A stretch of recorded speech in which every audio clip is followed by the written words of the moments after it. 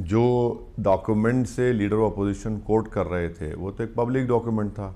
But sir वो release नहीं हुआ है। नहीं नहीं, एक मैगजीन में तो आ गया। तो सरकार कम से कम ये बोल सकती थी कि ठीक है किताब नहीं छपी है वो मालूम, मगर जब और वो ये जो एक्सर्प्ट्स है उस किताब के जो उस मैगजीन ने छापा है वो तो 1 साल 1.5 साल से चल रहे हैं, मैं खुद पढ़ा हूँ उसको, तो नई बात नहीं थी। तो सरकार खड़े होकर बोल सकती थी कि भाई उन्होंने गलत कहा है, आप उसको डिनाई भी नहीं करते। जो जनरल साहब ने जो लिखा है उसको आप डिनाई भी नहीं करते, और फिर आप मामला कुछ और एक लेवल पे चला गया।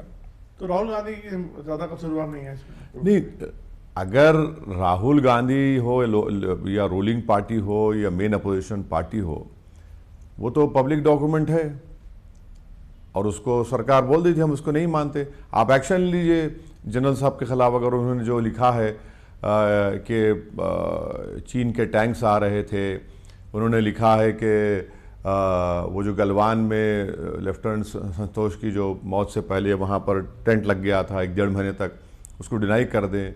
और देखिए तीसरी बात जो जनरल साहब लिखे हैं वो इसका मैसेज क्या गया है पूरे अतराफ में, पूरे वर्ल्ड में, दुनिया में, साउथ एशिया में, कि चीन के टैंक्स आ रहे और मैं अपनी सरकार से पूछ रहा हूँ। यानी अब इन लोगों को क्या मैसेज जाएगा अतराफ के जो कंट्रीज़ हमारे, ख़ासतौर से चाइना और पाकिस्तान को या वेस्टर्न कंट्रीज़ को, कि भाई फ़ौज कुछ नहीं करेगी जब तक पॉलिटिकल लीडरशिप कुछ ना उनको बोले ना करे। तो ये एक बड़ा ही ये बड़ा अहम पॉइंट मुझे लगता है कि जो हम लोग उस पर गौर नहीं कर रहे हैं।